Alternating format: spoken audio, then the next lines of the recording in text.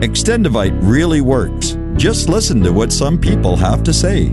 Several years ago, I was developing a very severe situation. I called it my flippy heart.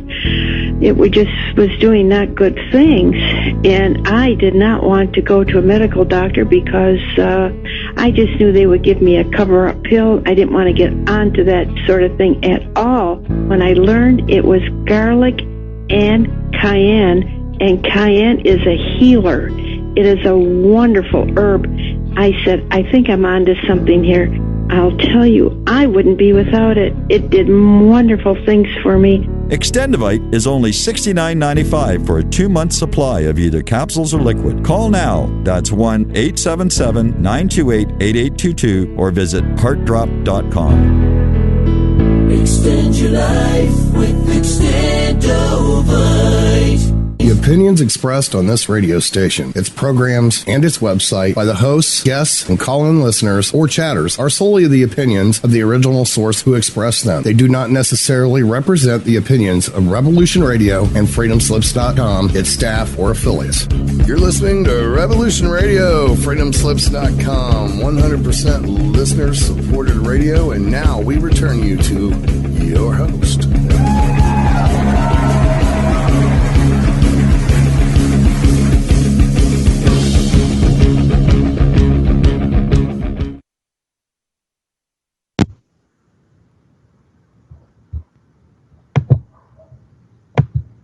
Hi, it's Christine Hart, and I think I'm on air.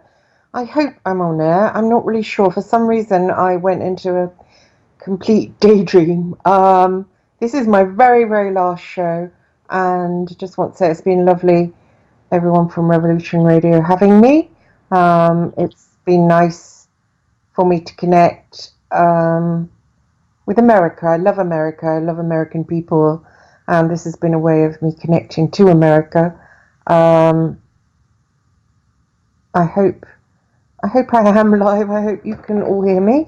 And yeah, it's been fun. But I have to, bring in money. I'm a single mum, and have to work hard, and but I'm going to bring on a guest.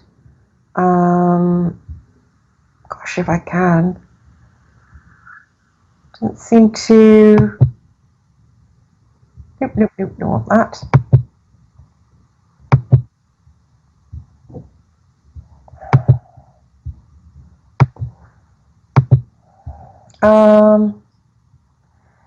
Here we are.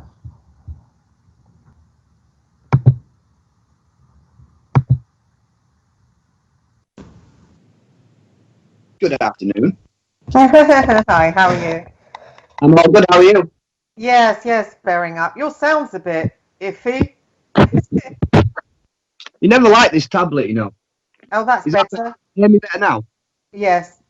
Yeah, I'm nearer to it. That's better. That's better. So I nearly had an artist on, this awesome artist, and she would have been good to question, but never mind, we're going to go ahead. We've got, thanks everybody for joining me. I've got Edward Morrow, who's going to be my co-host on this, my last show. I've got to focus on earning money. And we've got, in the first hour, we've got Sean Bond. Now he studies consciousness. So Ed and I will be questioning him and talking about magic and consciousness, astral travel. And then in the second part, Ed will be staying and we will be talking about Monarch mind control and targeted individuals and what you can do to protect yourself or to heal yourself from Monarch mind control, from being a targeted individual, which is always a spiritual thing. It originates in spirit. So I'm going to bring on Sean right now. Is that okay with you, Ed? Yeah, I'm quite interested to hear this one, because astral projection is and altering levels of consciousness is something I have been experimenting with heavily quite recently. Oh, great. Gee, I can't seem to find him in... Oh, he'll be under S. I'm not with it today. It's really weird. I think we've got heavy sky cover, haven't we, right now?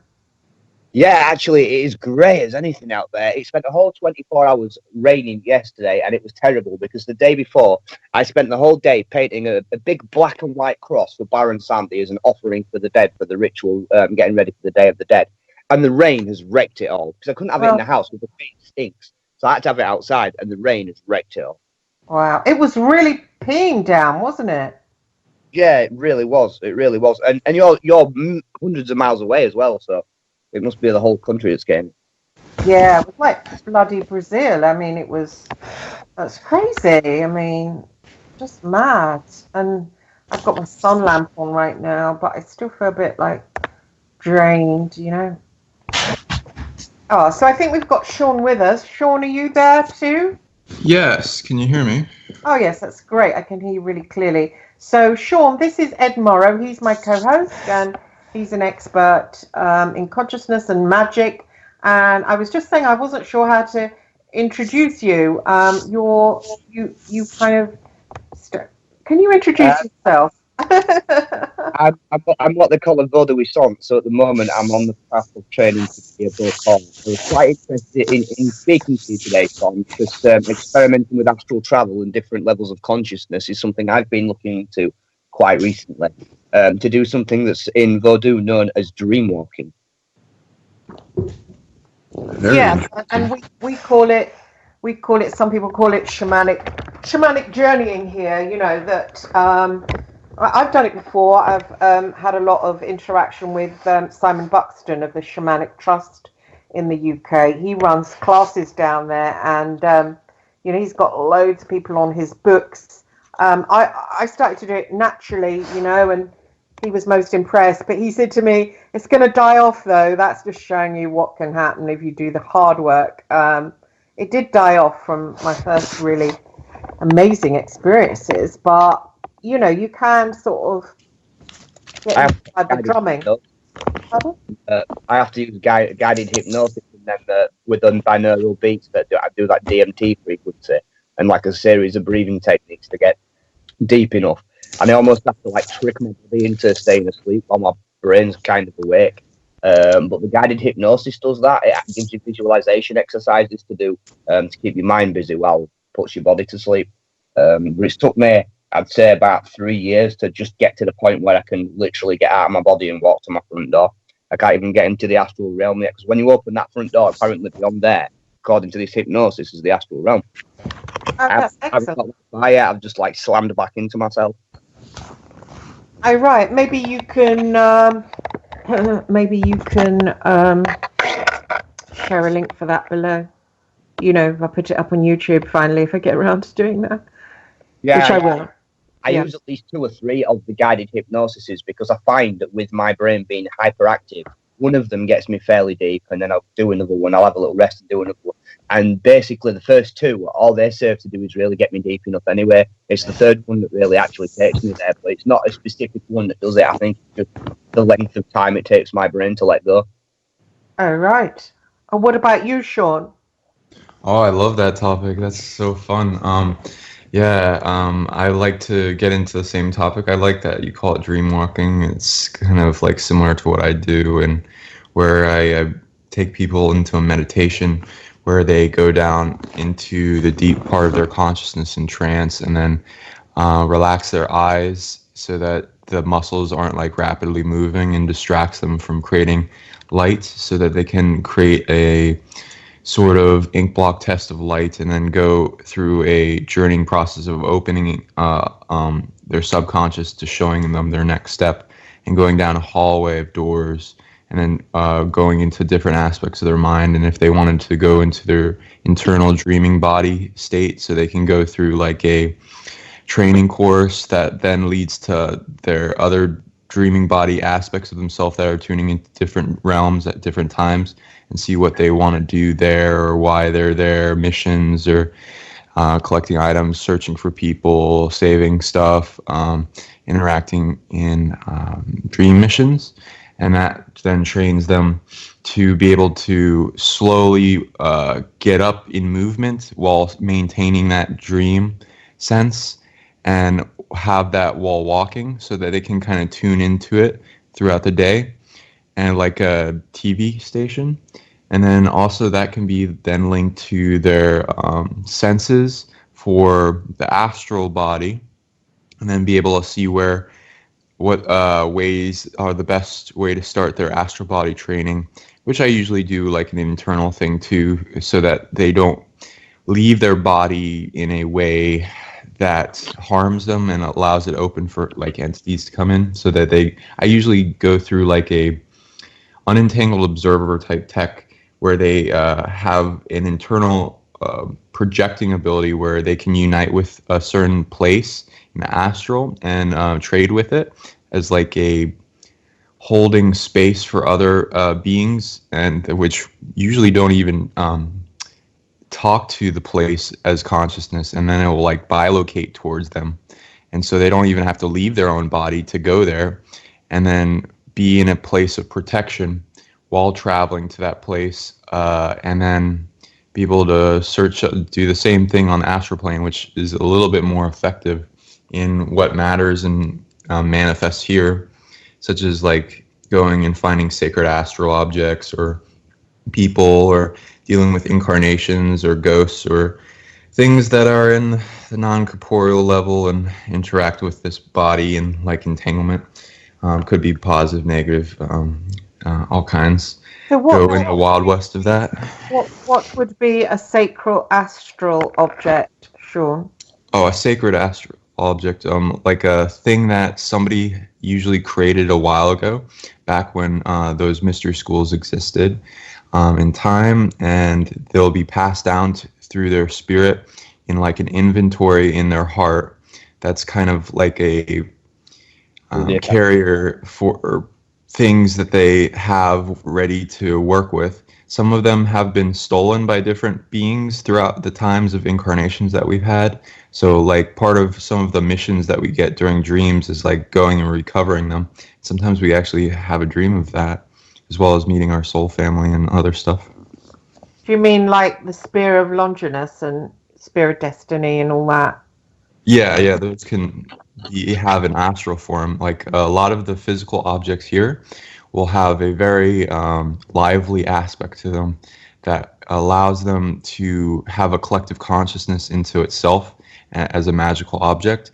And those objects of power can bilocate and exist and interact with different people, and that it approves of or are like stealing the authority to do so.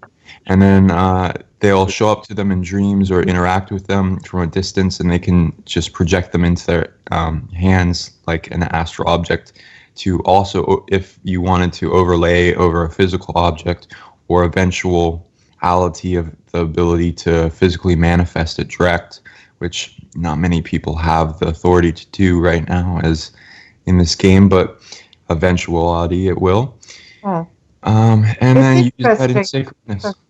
Sorry, it's interesting. I was just talking to the artist that was going to pop on, Colleen Ross, and I found her by accident. Actually, I was just trying to copy her portrait picture. I thought I had one of those frames on, so I clicked on it, and then I thought, where'd you get a frame to make my face look like hers? It was like psychedelic, and I scrolled down. It was this amazing art, and I was looking at it, and I think it's like the art of Brian Froud. I had the same weird experience. So it's almost like it sucks you in, and yet you can feel something coming out of it. Like Brian Froud had that, and he used to draw the Fae. And patterns produce the command to look. They're found in like sigils and veves of magical symbols, and indeed on astral objects. It's certain things and certain symbols and certain ways that patterns are used and color schemes are used. They simply give our brain the command to look. It's a spiritual thing. Really? Yeah, a lot of artists, when they do it, especially when they're doing spiritual art and they're channeling instructions from the spirit, they subconsciously put this in their art. Some know that they're doing it and some don't. There's a Jinnic magician called S. Ben Cain that does like special summoning circles and triangles of manifestation using geometric patterns and stuff that would be, to make as a physical object, impossible, but they do something hypnotic to your brain that make you stare at it and go into an altered state of consciousness. and it's simply described as certain patterns produce the command to look. Well, with Brian, because I spoke to him, I didn't have the chance to speak to this other artist.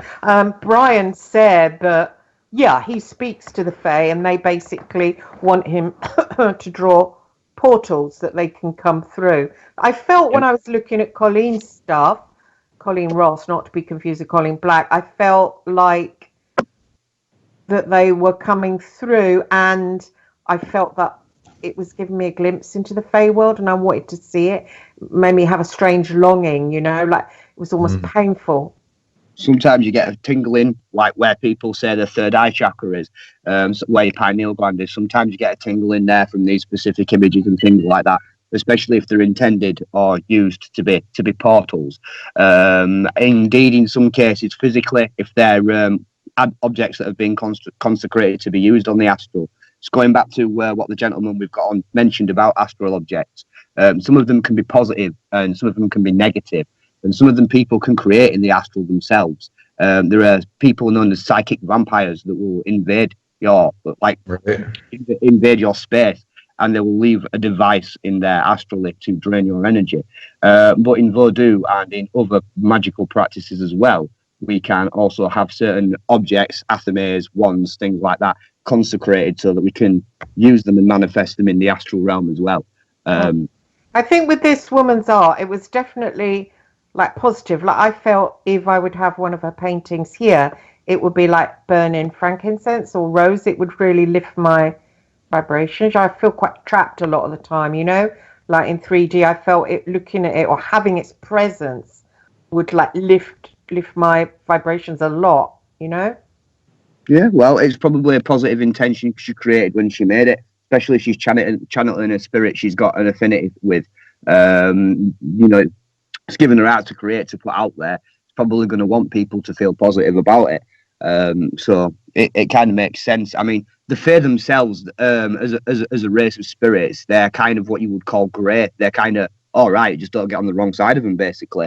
So there's no like massive, nasty, negative connotations to them at all. So it would, you know, they're kind of like more natural and with nature. It would make sense that it would seem at least comfortable, if not positive, like I said. Yeah, I mean, I don't know if it is. I don't know if it is fake. I just thought it was. I really felt. I mean, here we are. There. Can you see that? No, I'm on audio. I'm not on video. Oh no, I haven't put it. I've just put it in the text box. Oh, no, you're on my tablet, right? I've got one of these weird newfangled Samsung tablets. BT gave me it because I got the top package now from them, yeah. So they gave me a present, yeah. And all I can see is your face, the gentleman's initials, and my little Papa Smoke logo, and a big black screen. Oh, okay. I see. That's weird. I might have. You can't see Messenger right now when you're on.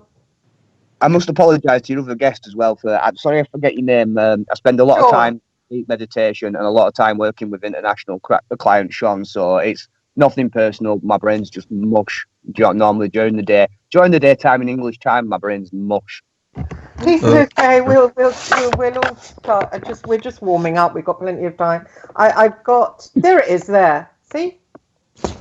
Oh yeah, I can see that. That's quite a I'd say Picasso-esque almost, but it's more, I don't know. It's very, very colourful, isn't it? Very abstract. There we go. That's the word. There we go. Can you feel it? I don't know if Sean can. Yeah, it's beautiful. It's very abstract. It reminds me of a similar painting somebody did of Lucifer, except that face was blue. Yeah, I don't think it's dark, though. It's not dark, for sure. Yeah, but not everybody associates Lucifer with dark, because we're not all brainwashed into the Abrahamic way of thinking. For example, in the more free-thinking Abrahamic, less Abrahamic left-hand path, he's known as the light bringer. He's not known as the person in the like satanic way of things that rules over the dark sun, the black sun, is actually his twin brother, Lucifer Ropakal. So Lucifer is the light bringer. He's the bringer of light and knowledge. He's not necessarily seen as dark. I mean, any spirit has a dark and a light aspect, as we were covering. Even Yahweh himself has the ability to kill as well as create. You know what I mean? So we were covering that. So He's not necessarily dark. When some people reflect him in art, some people reflect him as what you would see like an Adonis type, beautiful blonde-haired man. No, there's no horns, no pointy stick, no tail, no red. So what do you think of that painting? You think it's? I think it's a beautiful painting. It's a beautiful painting. It's certainly got good spiritual vibrations of it. You can feel a certain channel of an entity working with it. The entity, I'm not sure myself. It's not one that I've got a personal resonance with, but you can see the energy that's been put into it and it's been channeled through her. Oh, do you? Do you think that? Yeah. Yeah, I certainly think that's come to her either from a spirit that she works with, or perhaps a guide, a guardian, a guide, an aspect of her higher self. You see, when people have multiple incarnations and multiple aspects of their higher self, they're not always the same gender and stuff like that. Sometimes it's pretty damn weird in other dimensions. So it could be could be one of a number of things, but it does have a certain spiritual connotation to it. You see, with me, I'm quite a snob with that. If it has no spiritual connotation to it at all, it's not interesting to me. I don't know why, it just doesn't catch my eye. But as soon as that spiritual energy is there, my eye just locks onto it, and I'm like, yeah, I like that. That's how I found the that's massively. It's kind of looking at it. I feel like diving into it. Yeah, exactly. What do you think, Sean?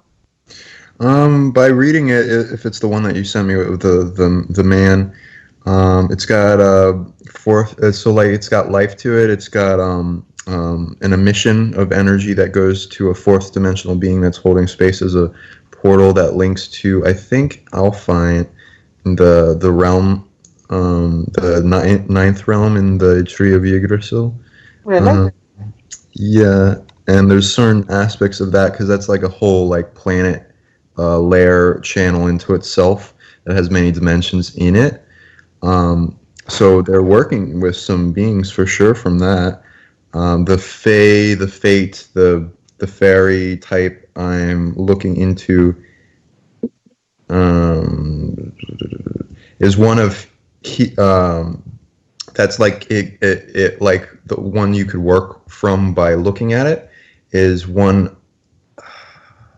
category having to do with healing and illness. So like if you were to see like going back in time when people were seeing the fates as like what allows for better fate and not, and the types of beings that learn that ability in that as a category is the ability programming that's projected as a way of working with them. They like certain types of offerings, and you can leave them out for those specific types, and a certain amount of them will get you their favor.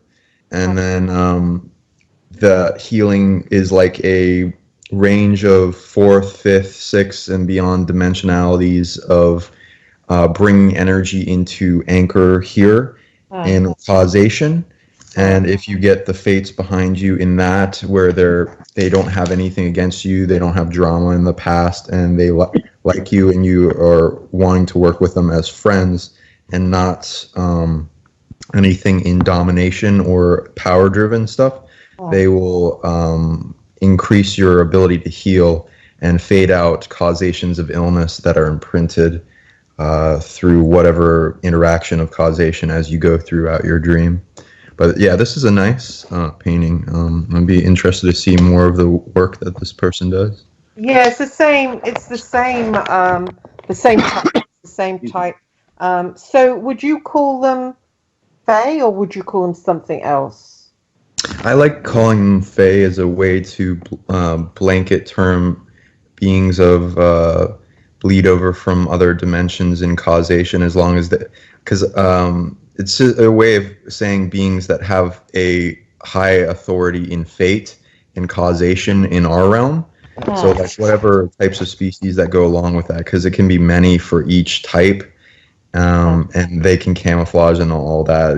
You know all the myths, and there are good and bad for each type of causation, of course. So it's good to get. I mean, is there another name for them? It's just the word Fae has been slapped. Where I was near where I was raised was actually famous for people, or people at least claiming to have spotted manifestations of them. I lived in a place in England called Bingley, which is right near a place called Cottingley. There was even a film about it called The Cottingley Fairies. The fair, commonly known as fairies. In Haitian voodoo, they don't have a necessary classification. So in Creole, they'd be called l'esprit, which is just the spirit. And these would be in a voodoo context, as the gentleman explained, as Sean, isn't it? For some reason, my brain keeps wanting to call him Scott. But anyway, as Sean explained, in a voodoo context, what we would do is try to contact them, do an arrangement with them where they would benefit us if we gave them specific offerings, etc., etc., etc.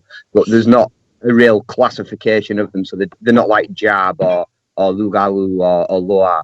So they'd just be like known as l'esprit if we looked at it from or the spirit if we looked at it from a Creole like voodoo perspective. What would you call them, Sean? What other names would you call them?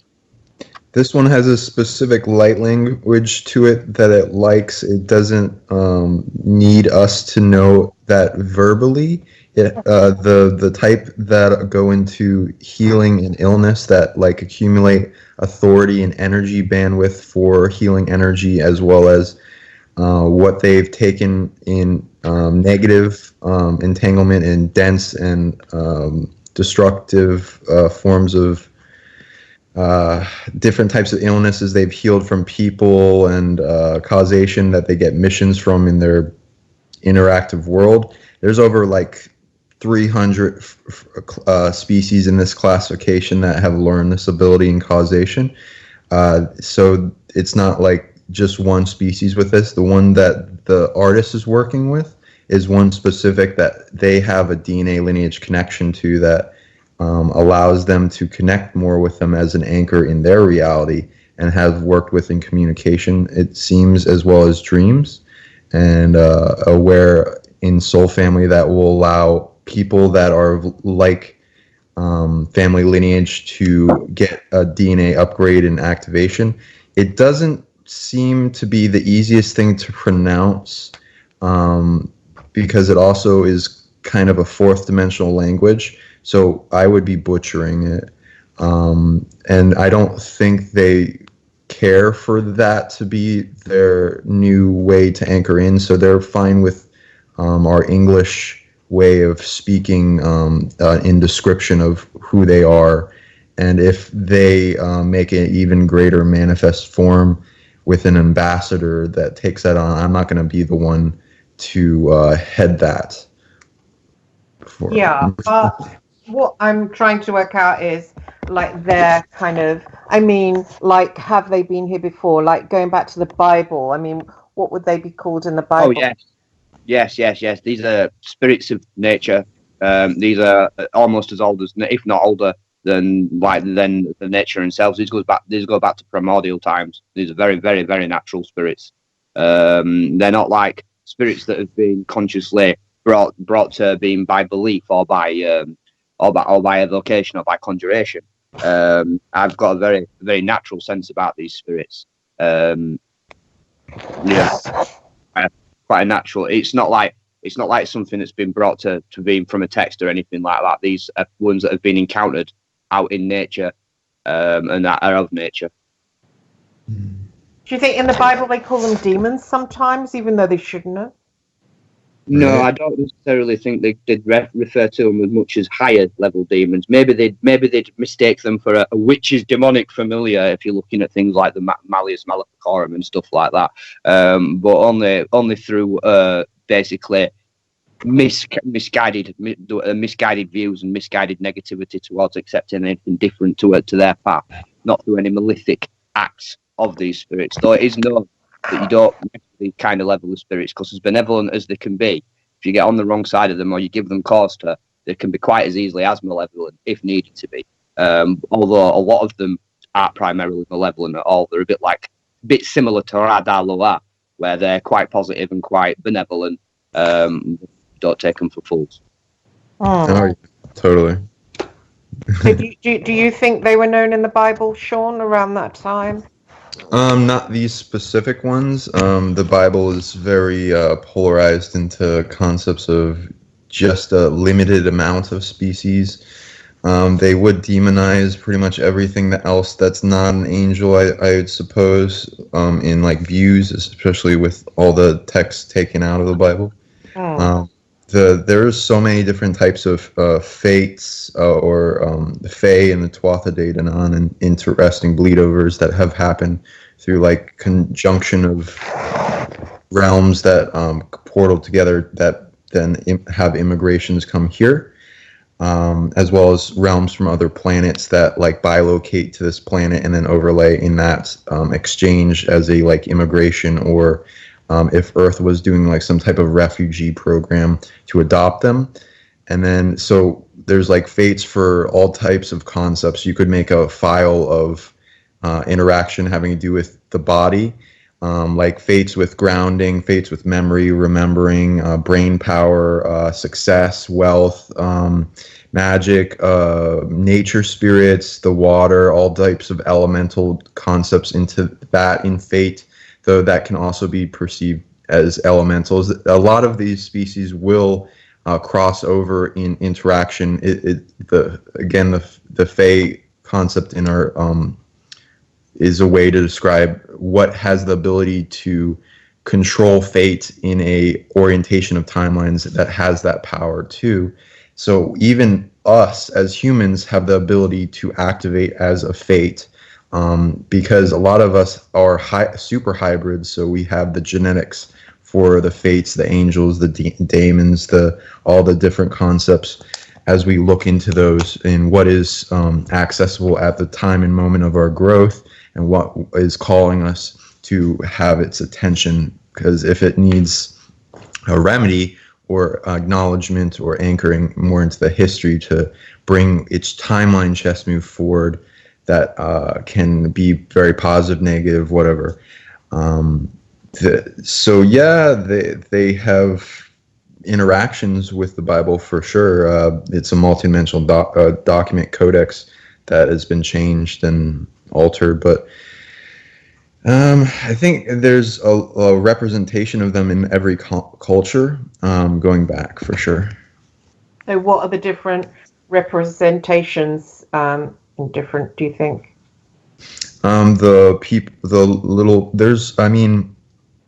It's a multidimensional being that's able to, depending on what it is and how it's existed and what skill sets it learned, direct manifest in physical, go out of phase. It could be a little tiny thing. It could grow in size. It could be a consciousness of a nebula in like a little form that is something that allows the changing of seasons. They can anchor into stone. They can have birthing processes that are beyond our concept of womb.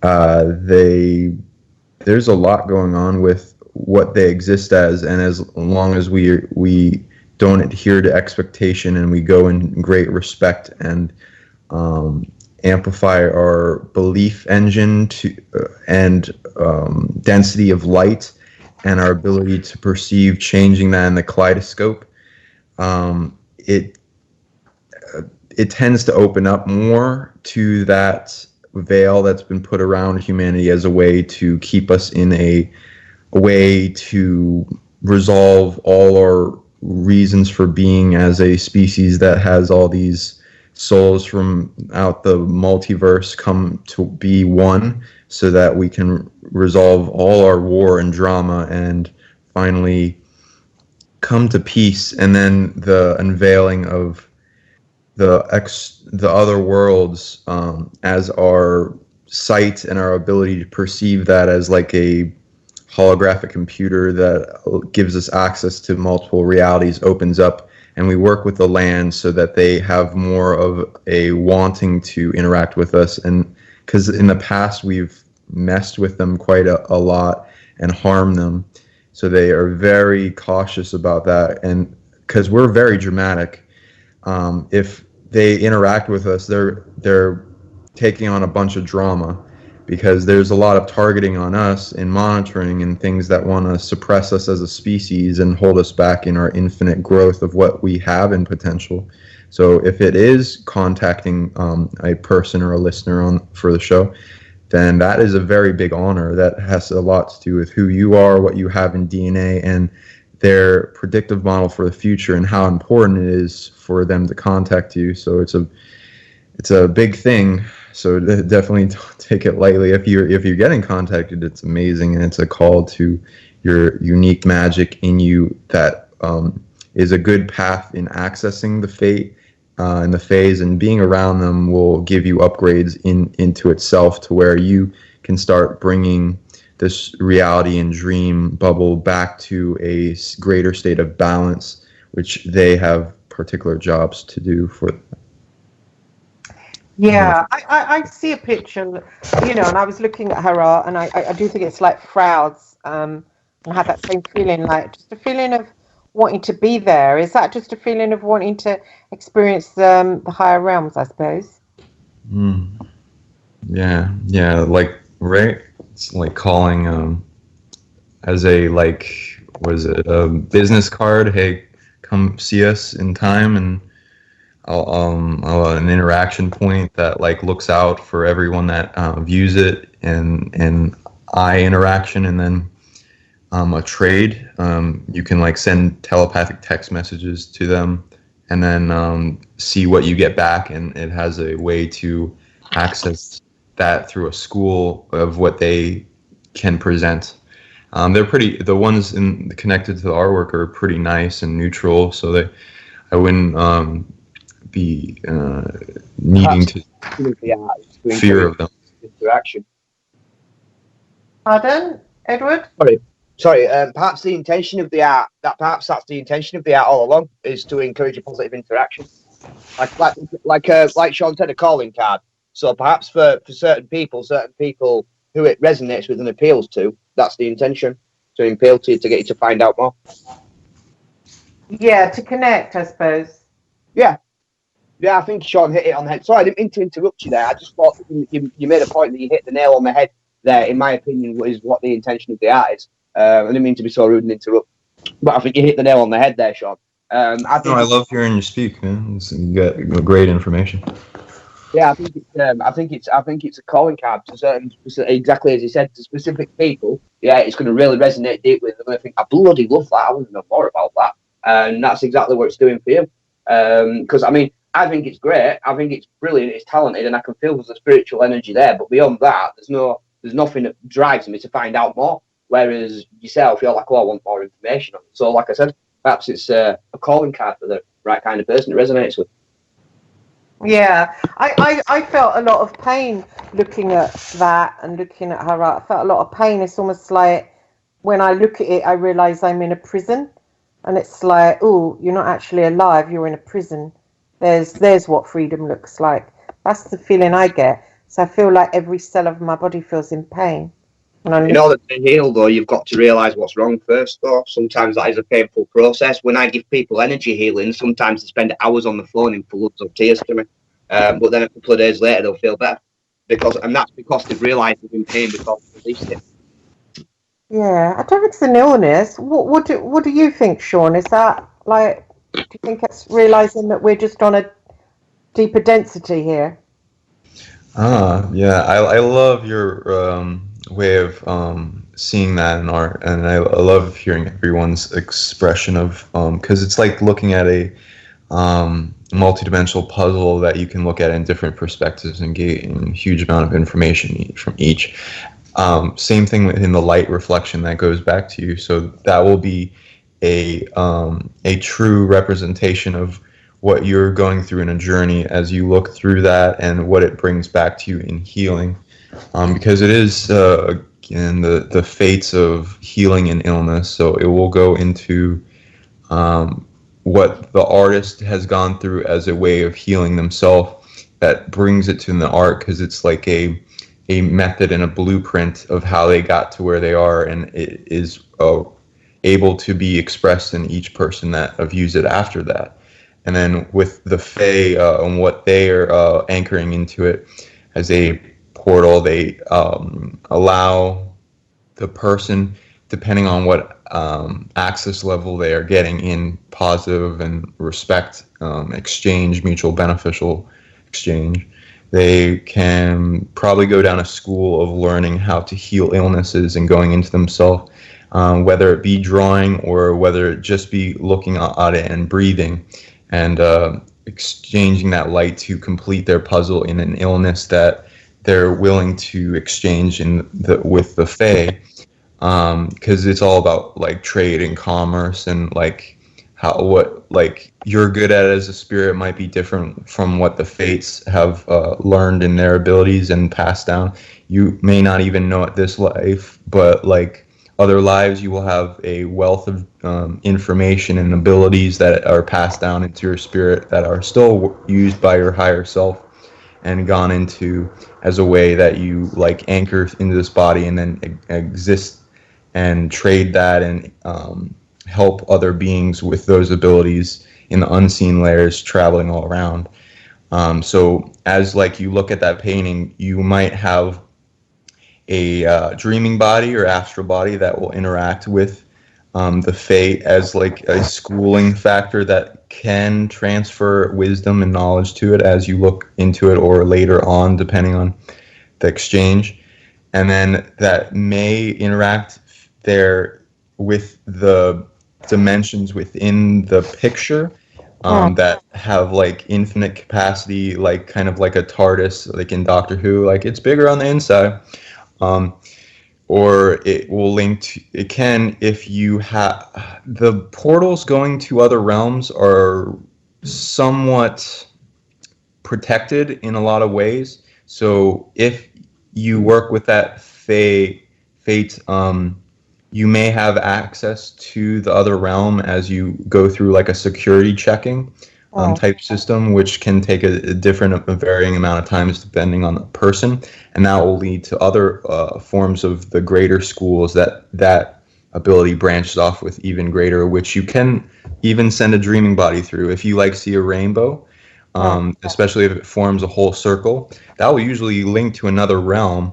And you can like send a dreaming body through that and interact. Of course, you want to scan what the portal sends to. Most of the portals that are made by rainbows will usually be good, unless they're having to do with like some exact location in a portal that has to do with that location, and then signify a significant healing for that land or the place the portal is connected to. So it's still good to have caution, but you can have very interesting dreams if you like interact with it in that portaling way. The healing ability as well, you would be able to sense the cumulative energy of the fate of what it's carrying in its being. As you sense into that signature frequency, you can feel the history of what it's gone through in exchange of energy in the skill set it's learned in directing and understanding current flows of rejuvenation, healing, love, what makes life force energy thrive, and then the opposite polarity of that, of course, and where it goes into redirecting, and then having like pocket dimensions of negative energy that it's siphoned off from different locations, that it also realizes is a balance of the universe to be able to bring that to where it needs to go. Or if it's a Fae that is like in a different mode than working fully with Earth Mother in her plan, then it will kind of stray from that and then be doing its own thing and own missions, and then have to deal with that repercussion in dealing with the rest of its family, as well as interactions with other people, which can form in a bunch of different ways. As the other way of describing parasitic entities, or not daemon, but like demons they can't make their own light anymore and they steal it from other beings kind of form. In Voodoo, you've hit a very interesting concept there, and I'd be interested in knowing your thoughts on astrally protecting yourself from these, because in Voodoo we call these Ugawu, which means hungry ghost. Yeah. And sometimes when you access, like you said, certain dimensions, or in Voodoo, the world of the Petro-Loa, so basically, for want of a better explanation, it's nowhere near accurate, but what you would define as hell. And you call forward a negative spirit to do some negative work. Sometimes these Lugau, they come through the hole as well. They come through the portal that you open as well. And in Voodoo, we have certain cleansing techniques and things to prevent them attaching to you. But when you dreamwalk astrally and you try and find these certain dimensions, for example, as a Bokor, it's one of my professional vocations to do this. I've always wondered how, on the astral realm, would you protect yourself? I mean, I've got a specific astral armor exercise that I do. But other than that, I mean, how do you protect yourself from being attached to and having your energy drained by such vampiric entities? That's a great topic. I love that one. Thank you for bringing that up. Astral armor is a very powerful tool. You can absolutely make astral objects in this life as well. It's especially when you have like the download of knowingness, because not many beings are teaching it currently. But and then you have like a supply of it in your inventories, as well as your guides will like give you vision quests to seek those power objects that seek to work with you as like they connect and realize you're a version of the being that made it, or if you trade it or seek these out, and they don't even have to be made by you as long as the collective consciousness of the armor likes you. And then you can work with it as a bilocation because it can exist multiple places at once. And then the shielding having to do with astral bubble of reality and energy as a projection from the body, and then going into flow of being able to influence that energy and supply it as a well of fountain within your being, and it's pouring out with greater and greater densities of that type of astral energy, in ability to protect, as well as the elemental bodies like fire, air, ether, water, and then getting those to anchor into astral plane in those various levels, and then using those as protections like a firewall or a giant tornado around your different manifestations that affect things, and then you test them in scenarios, especially if you're like in psychedelics of some type. You have the ability to more sense of fully see what works, and then use and build onto that. And then some people have contracts in their DNA based on who they are and what they have in family genetics and those abilities that have been passed down, where they inherit some very interesting types of protection, offense, defense, all kinds of things, as well as interaction with guides, protectors. Some people can literally be contracted to have really powerful, positive friend interaction, predator type beings. Like, for instance, I have like quite a bunch of different things that I found that I have around me that protect me in astral, like things that don't exist here anymore are like in extinction, like a megalodon, and some beings that are like a dragon, and some other forms that are in like a ancestor and extinction phase. Some of them do exist. Most of them don't exist on the surface and are like underground or in some other realm being protected in a physical form in a way they can continue into the future, as Earth is a genetic library that likes to adopt everything. She's quite a lovely mother. And then forming that and setting up healings that I do in exchange to help trade them for their protection and their multidimensional function in astral, so that it can give me senses of what's going on and tip me off if there's something occurring on the ends of barriers or sensing abilities. Like if you have like a pack of wolves that protect you, or like certain animal that you've interacted with in totems, you can even form relationships this life. And then see what's been going on, and it'll add, because like totems are like a Native American term for it's like an achievement in games for a leveling up system of adding onto your spirit a extension that's kind of like Harry Potter's Expecto Patronus, an aspect of you that you send off to another location. You can make that in the astral form as well, and it do things, and you have certain jobs for it. as well as it could be an entirely different spirit altogether, or you could have both because it could teach you at the same time, because those are also teachers that hold a lot of information into themselves, depending on how much they're open to in the spirit, which is way more than us because of less blocks and amnesia barriers. So it's a fun deal of stuff that you can go into in defense and offense. That's quite interesting. Now, in Voodoo, we have very similar concepts. For example, we have the Grigri bag, which is something created on the physical realm, where we then bring and channel the essence of the Loa into it. And to put it in layman's terms in English, you are basically walking behind the spirit at all times, physically, astrally, on all levels. And harm does not see you; it sees the spirit. So it doesn't want to mess with you unless you decide to mess with it, because then basically you're stepping around the spirit and saying, "Come on, then let's have you." So that's the Grigri bag. That's kind of like putting your pack of wolves around you. Now, that's not necessarily when you put the essence of the Loa into it. It's not necessarily the Loa that's there that comes to your aid all the time, though it could be a spirit subservient to that specific Loa. So when I walk around with the Grigri bag, there could be the spirits of the dead around me, because I use the one empowered by Baron Samedi. I also have a Voodoo doll that does exactly pretty much the same thing, but empowered by a different Gede. As for spirits that actually go out and interact, and do things for you, help you and work for you, we in Voodoo have what is called zombies. Zombies are spirits you contract with that basically agree to live in a bottle that's covered in symbolic things such as mini mirrors and razor blades and all kinds of nasty things. And what happens is when somebody fires a spiritual attack to you, or when a spirit tries to attach to you, the zombie then takes the nasty object from the bottle using the symbology of the mirror and fights it off, pretty much. I haven't done much work. I haven't fully got there to the astral plane yet in terms of projection. But I'd be quite interested to see how these things would actually manifest around me.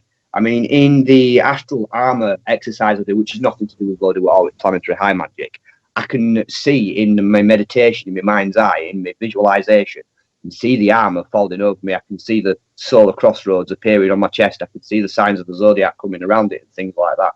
But as for the zombie bottles and things like that, the only times I've seen these protections manifest is when I made them and when I did the deal with the spirit. I mean, I feel their energies when they're there, but I haven't actually seen them around me on the astral plane yet. So I was just kind of interested on how I might see that manifest. It'd be like I'm surrounded by a big group of random spirits and like, oh, it's all this like around me. Oh, that's super interesting. Wow. So going back to the picture, I think when I'm looking at it, I was trying to bring out another one of her pictures, but I can't seem to. I feel awareness of my bones and how the bones they're really kind of quite base. They're quite sort of like animal bones, and I feel the blood and the flesh and just the feeling of not being able to get out of it, that we are trapped in it, and it's quite low. It's almost like being trapped in the body of a gerbil. Perhaps they're telling you to take a less carnal path in life and move towards more of a spiritual angle of things, and that's why it's feeling painful to be trapped in this quote unquote meat sack, these bones. Perhaps it's saying that the road to happiness lies with a bit more spiritually for you. It's just a random interpretation off the top of my head, of course. But if that's the way you feel about it, being physical seems to be painful when you look at it. Perhaps it is a message from them saying, be more spiritual. That's a deep concept you guys are tuning into with it. Wow, that's beautiful. Well, she loves these concepts, does Christine. She doesn't have to throw you some curveballs on air. Yeah, it might even be like going into the concepts of like that you're perceiving and translating into of what's being given off, and also what the artist is putting in subconsciously in many different layers. Every time he looks at it, he'll get a new teaching, where like the body is kind of feels like a prison a lot of the time. A lot of species, a lot of people feel that way. It's really hard being here. I mean, it's like a high difficulty game, of course, in the stream. And then some species like greys have such a low emotional body and experiential body that they feel like their body is like a prison, and it doesn't feel good to be in it, and they're just keeping on to keep on until they get the greater experience later on, or their species, because they're like invested in keeping their species going or whatever. Then the disclosure into how this body is somewhat like a trap in a somewhat like a prison, in that we're kind of here to resolve all our karma, whether we like it or not, and then bring that to where we can do what we're meant to do as creator beings throughout the rest of the universe anywhere else. Because if we can resolve it here, then we can be and express it pretty much anywhere else. And then so like people that aren't fully engaged into that spiritual aspect, like you said, wouldn't be like progressing into a freeing themselves state, and then it would just feel like a prison all the time. And as they go more into their experiential body, into love, into the positive expressions of being here, and then they anchor their energy skill sets that allow them to have more of that free range over what they can actually do, that they know that they feel deep down inside of them is true. I know I've dreamed of flying before, I can do it in other places, or all these expressions of what freedom feels like in your ability to create. And then being able to demonstrate that with I am the host of Reality Extraction, Revolution Radio at freedomslips.com. I utilize logic, intellect, and magic to methodically atomize, vivisect, analyze, examine, study, scrutinize, and extract an essence of reality from a fog of illusion and confusion. You can find me on Studio B every Thursday at 1700 hours Pacific Time. That's 8 p.m. Eastern. No topic taboo, no subject too strange. I strive to take a neutral standpoint during the dissection of the topic at hand. That's Reality Extraction with Mr. Rowe on Revolution Radio. The fate that's looking at them doesn't see them as free, sees them as like going along with something. So that may be what you're translating in perspective, which is very deep. So how, if somebody felt like that... This is Thomas, a.k.a. a Mad Painter. I'd like you to join me Monday nights, 10 p.m. Eastern Standard Time for Open Canvas. Don't forget to bring an open mind. Yes, folks, that's right. Bring an open mind to an open canvas. Again, that is Monday nights, 10 p.m. Eastern. UFOs to government corruption. This is Revolution Radio, freedomslips.com. You don't need to expect us. We're already here. That is known to be an prison.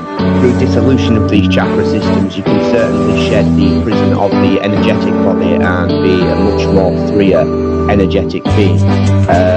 However, it might conflict with your beliefs, though, because it goes into using dark magic and the black flame we're taking in turns to act as a sort of executive officer for the week. But all the decisions of that officer have to be ratified at a special bi-weekly meeting by a simple majority in the case of purely internal affairs, but by a two-thirds majority in the case of all the life. I order you to be quiet. Look, you stupid bastard, you've got no arms left. Yes, I have. Look, just a flesh wound. I don't believe I don't feel prison by the taxes. No, Greg. Stupidity.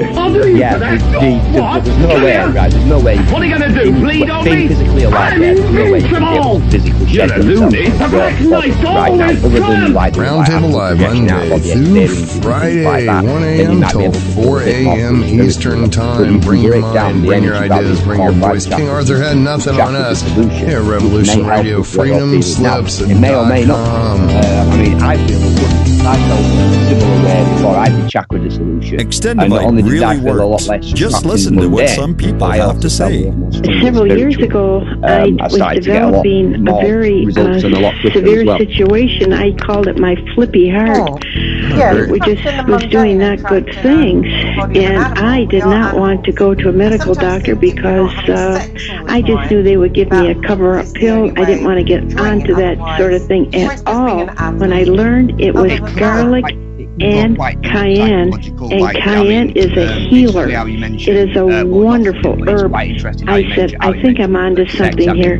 I'll tell you, I wouldn't be without it. It did wonderful things for me. Extendivite is only $69.95 for a 2-month supply of either capsules or liquid. Call now. That's 1-877-928-8822 or visit heartdrop.com. I even repulsion at this moment in time, and in fact, I would be a bit why you feeling said piss. The opinions expressed on this radio station, its programs, and its website by the hosts, guests, and call-in listeners or chatters are solely the opinions of the original source who expressed them. They do not necessarily represent the opinions of Revolution Radio and FreedomSlips.com, its staff, or affiliates. You're listening to Revolution Radio, FreedomSlips.com, 100% listener-supported radio, and now we return you to your host. What do you think, John? I love this topic. It's very opening.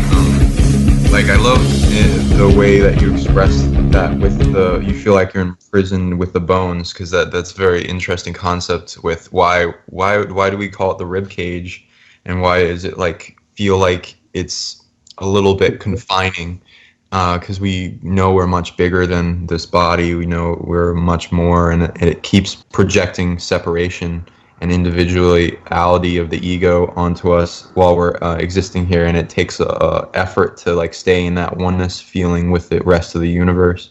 So the ways to get out of that prison is in the rib cage is the heart, which is us, as we center into that and bring all our chakras into one state of being, where it's kind of I guess you could do and make many things toward that work.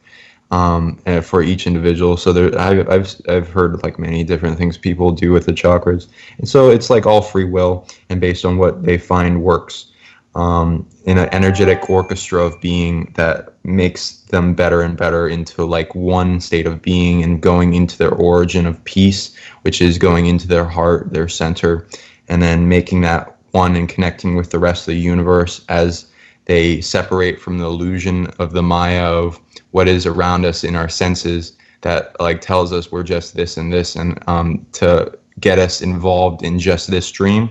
As we get out of that separation consciousness and feel the release and letting go of all those anchors from different environmental factors into this pretty grabbing onto us dream, we let go of all those weights. The sense opens up that brings us into our God state, our godhood of being one with the universe and being one with Source. That Source is in everything, and that being able to flow outward in your greater evolution of yourself, which has always been there, the pure version of you that has everything it needs and wants and has all the abilities that can manifest at will deep within.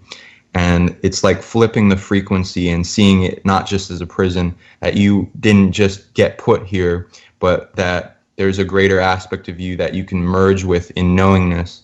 That is the reason it's allowing all this to happen, is because of a very great reason that is not just for the benefit of who you are in resolving stuff and the rest of the universe in interaction, but that this DNA technology is incredibly valuable. And being here and anchored in this is a big thing.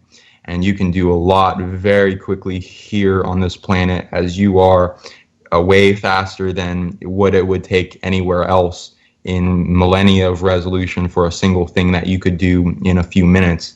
And as you empower yourself and release doubt and get rid of the blockages that you feel with the 360 degrees around your heart, that feels like white noise and a heaviness that can be very subtle, or arranged in different scales, it will start opening up that prison of the mind, the emotions, the body, the spirit, and get into limitlessness, because that is what the DNA technology offers us. It's like a mudded version to other species. It sees us as not pure lineage, but that's kind of a disrepresentation of what we truly are. We're kind of like a super amazing vehicle that's been broken down, so it looks horrible and junkyardish at the moment when we're born, but we have every ability to heal it up, to tune it up, to get it to where it needs to be even greater in expression and potential than even the purest DNA lineage species of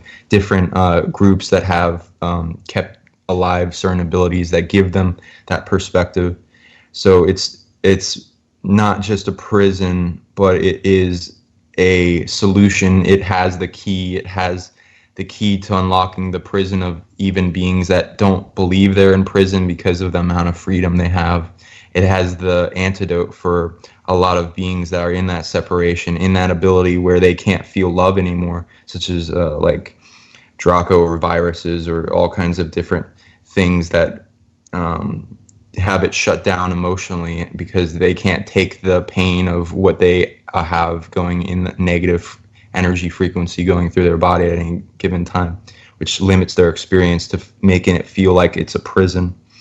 But then as we go into that greater source that we have within, it amplifies our ability to change things for the better or accept how things are, which can be even better depending on what it is, and us go into why it is the way it is in that deeper information, that school into what is held within that. Because if we weren't trapped in this body or whatever way you want to express it, we wouldn't have the potential to free the rest of the universe, which is a lot of the brave souls that incarnate here with their soul families, sending the best of their species here to help their species get out of a bind or resolve something that's going down in war in all these other planets.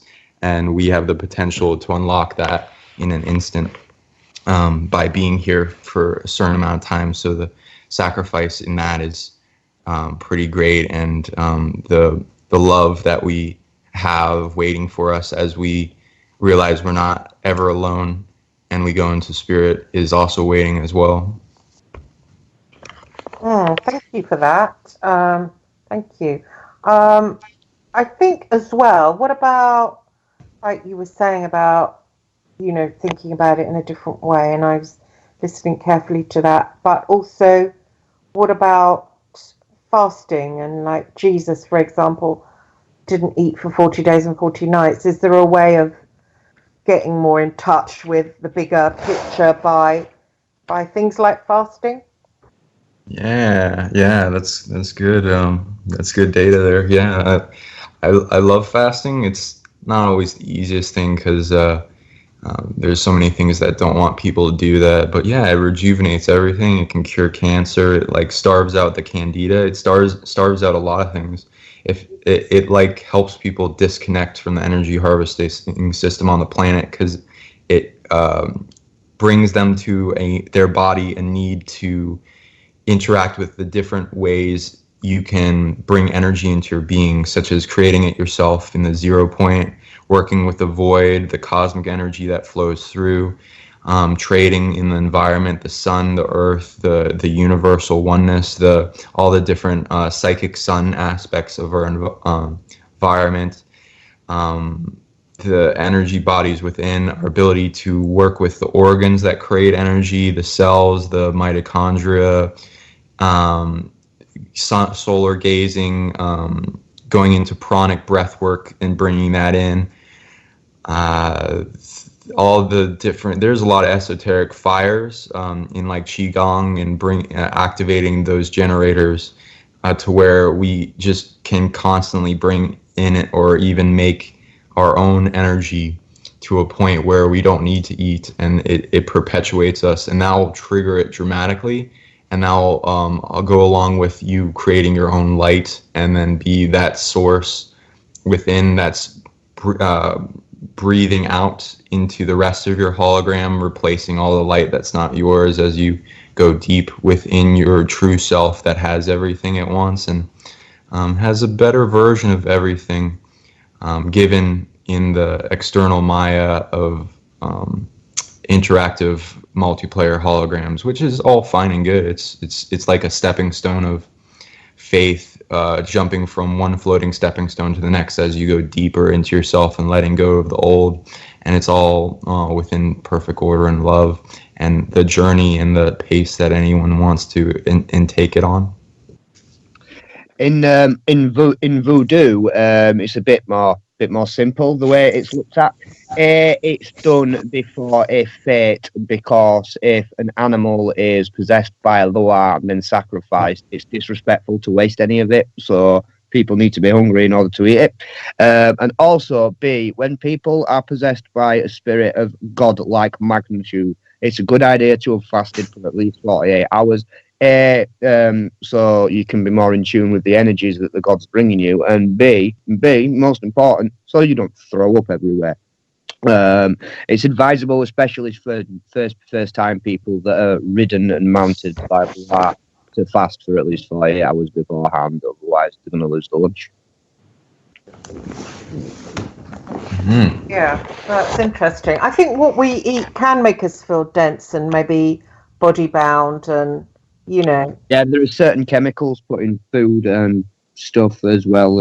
I mean, conspiracy theorists believe this, but I think it's a true fact as well. That is put in certain foods and stuff like that in order to prevent spirituality and spiritual ascension.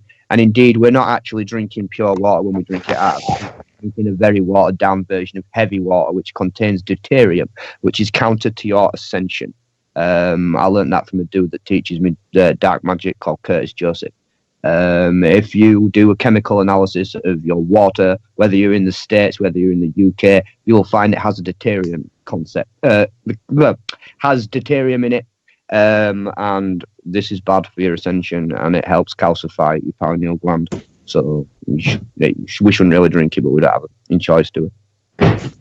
Well, I drink bottled water. You can bottled water. To describe the process of taking the deuterium out of it, and I just read that and thought, with everything I've got to learn with voodoo and everything like that, this is too much effort. Bottled water is probably the way forward, but usually I'm quite bad with my drinking habits anyway, because I do voodoo. It's rum or fizzy pop. So I'm quite bad with my drinking habits anyway. Oh, fresh fruit juice. I love fresh fruit juice. That's nice. And what about meat? I suppose that's a no-no. No, voodoo, you can have meat. That's why when we sacrifice an animal in voodoo, we don't just leave it out to rot. What happens when we sacrifice an animal in voodoo is the essence of the loa, so the essence of the god, is taken into the animal, so the animal is then possessed. We then sacrifice the animal and eat it, taking the essence of the loa into itself, and sacred objects are made with the remains of it. It's not, by any means, any of it's not wasted at all. It's a very respectful process. The spirit of the animal is exalted for this. It's even apologised to and explained to why it's got to die in this way. I bet Sean doesn't eat meat. Do you, Sean? I try not to as much, and I work around. I finally got around people that they like going into veganism and vegetarian, so I'm able to ingest more light. So I appreciate that life.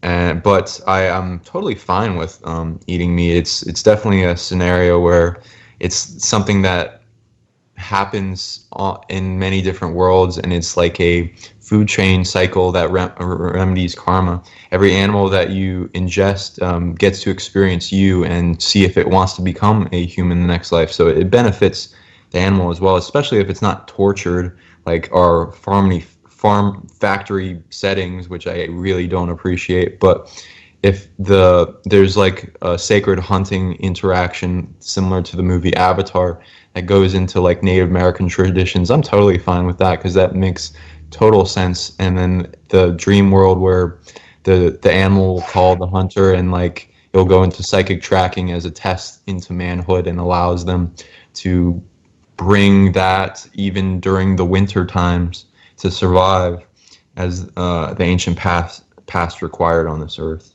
So it's totally fine, as long as you are sacred with it and you work towards the benefit of the interaction with your body, which you could exchange a lot with that spirit. You could help the species for the better. Cows and chickens have some very interesting spiritual contracts on this planet to help make vegans and vegetarians feel better for the factory farming that we got going on. they have this huge chess move where like all the people that are eating them have the sacred overarching like holy cows and chicken hierarchy or whatever you want to call them is of spirits in multiple dimensions or have this huge chess move of authority for every person that's eaten them. So they have this huge ability to influence humanity based on that contract of bringing their species as a food chain interaction. So they gain a lot from it. Doesn't mean it's right with what they want totally, but they're still carrying on with their missions, as well as a lot of different types of spirits that are agreeing to incarnate into those torturous environments are for various reasons, whether it be like new spirits coming here to like experience or go through the meat grinder, or people that have tortured animals themselves and are having to experience that again, so that they can balance out themselves. It's really interesting that you mention these concepts, because in Voodoo, for example, chickens and things are favoured by a lot of spirits, but we do indeed have a bovine god, a god called Bosu. He is a bull.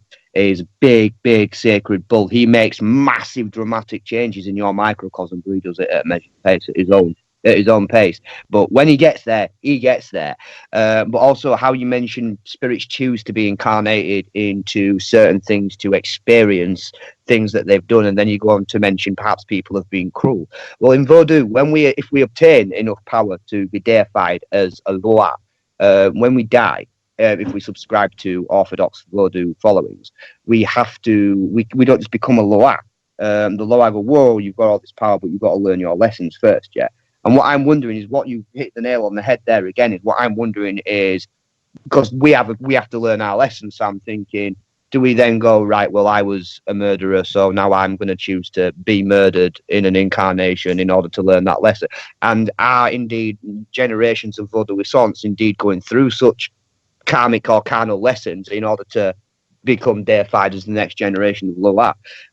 Because as I understand it, when we die, if we obtain enough power and knowledge and understanding to be deified as Loa, there's still a learn your lessons process. And I'm thinking, is it then this voluntary process of, well, I want to be deified, so I'm going to choose to experience all the bad and all the other stuff I did. So it's quite interesting that you put that concept forward, because it seems to resonate and echo through the spiritual practices you've learned, and then the other side of the damn world, the spiritual practices I've learned as well. It seems to almost fit together like a jigsaw. Oh yeah, really well said. I like that. A lot of the contracts like having to do with scenarios of incursions or some aspect of our spirit realizes what we're going to be going into the lifetime. As part of the fetus growing up, it understands the contracts for experience going in as like an infinite point of time that observes the whole timeline for all the shifts and all the interactions. So it will be having an understanding of why it's going in. Like some type of scenario where a murderer or like somebody that's okay with torturing animals, or like a negative person that's like into abusing or rape or all this kind of stuff, that person will be like a universal resolutionary lightning rod remedy period, where all these dark things that are in like some negative expression and not being able to heal themselves, or a problem that continues through lifetimes, and it will go into calling out for help in various ways that interfere with other journeys. And then like people that are the victim of that, like a child that got victimized, will have an experience where some aspect of them has gone into understanding that that's a potential of going into, and it has a chance to, through getting victimized or having that incursion, that being incurring on the child will have just entered their game, entered their hologram. Eventually when that being or victim gets out of their state of disempowerment and into their power again, they have a fuck ton of authority to completely bring down that deck of that house of cards of negativity and transmute it into a newer expression, whether it be through whatever form it chooses to act in that other being's reality, whether bringing them down or transmuting them into a positive or whatever, in the physical or the spiritual.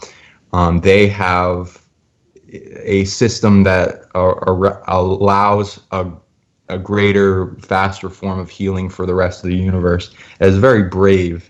So all these things are like completing each other, and it's not like, good to condone like abuse and other stuff. Of course, I understand why it exists, and that will exist in forms no matter what, and that it's an all eventuality to resolve in the future and can be worked with greater awareness of why it exists, and then the love towards both sides to meet and bring themselves to wholeness, to where it doesn't need to exist how it is anymore, and then can be made into something else that is in balance with the rest and the harmony of the universe. Not to condone like that kind of behavior, of course. When you mentioned ones of great negativity with the inability to heal in Voodoo and in some concepts of black magic, we look upon those as intranquil spirits. These are usually people that have been either subject to great negativity and have absorbed it, or have been incredibly negative themselves. Some of the, like I said, these it's kind of a different kettle of fish. There's a very famous one in Voodoo known as Marinette Pielsec. She was said to have been burnt alive, and as such she absorbed all the negativity of the people doing it to her and became this hell of a intranquil spirit. Before that, she was an incredibly powerful monk.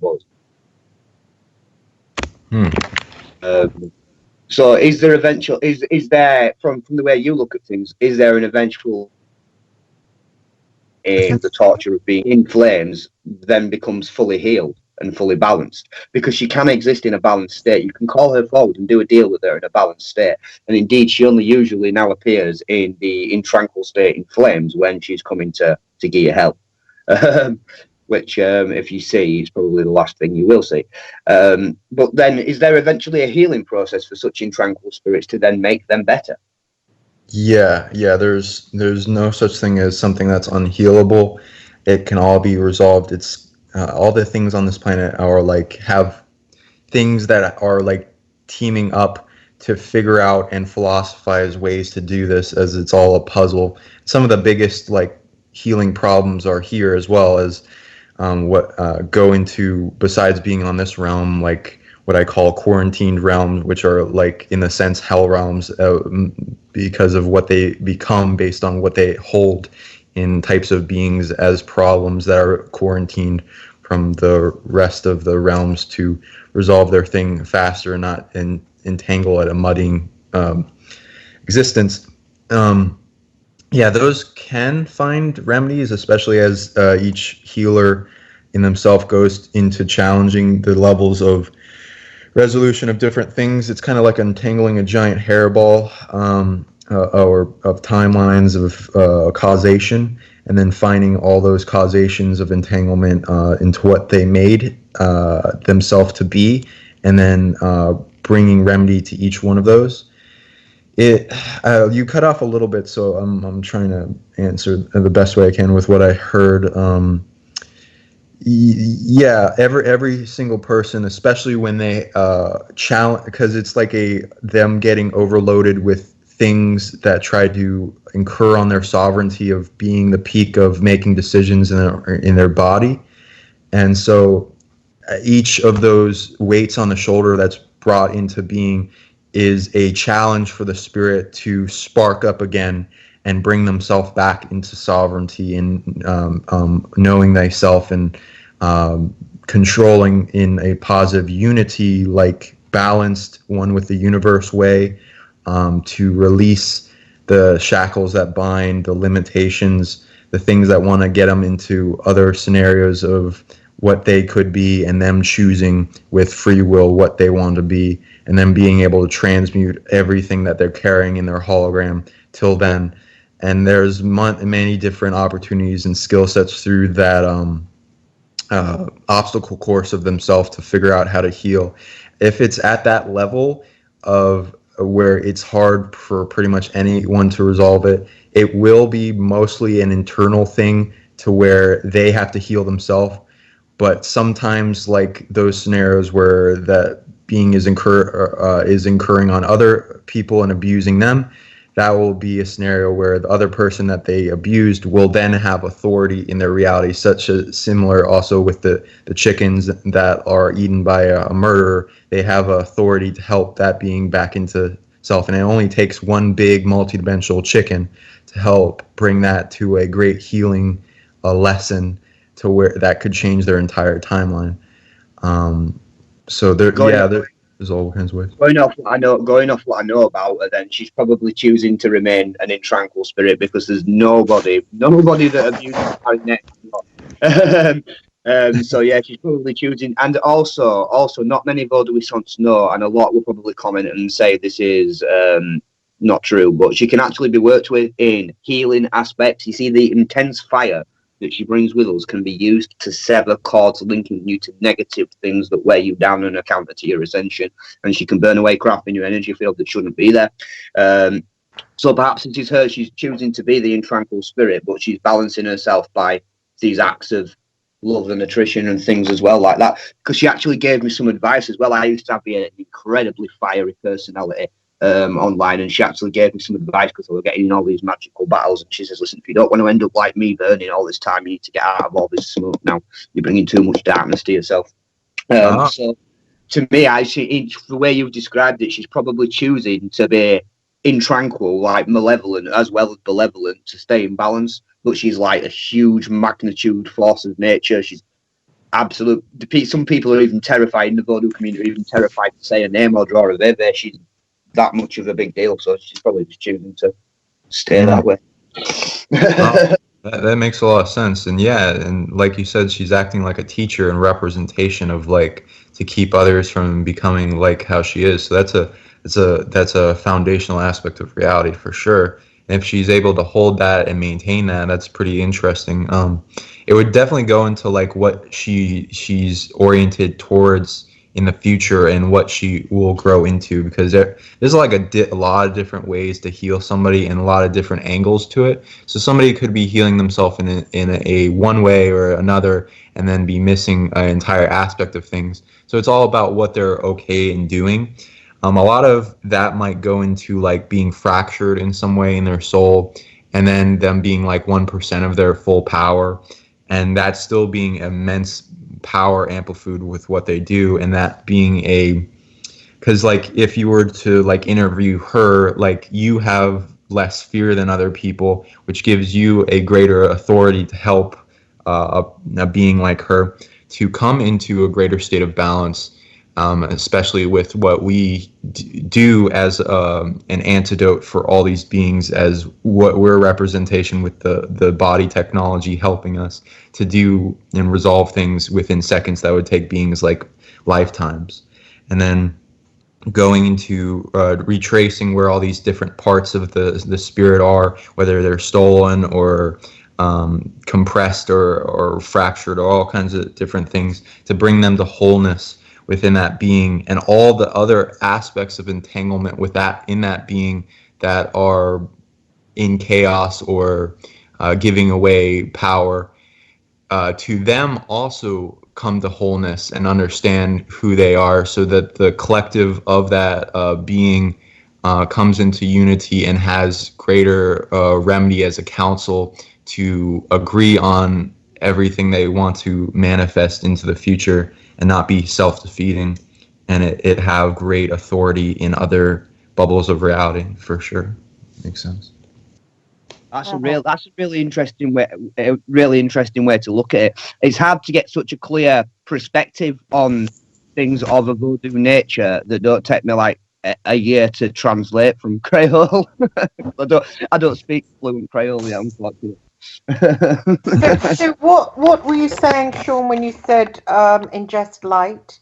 What did you mean by that? Oh yeah, like I guess go into saying that like everything in our reality is like everything in matter is frozen light going into a small state of vibration fractally.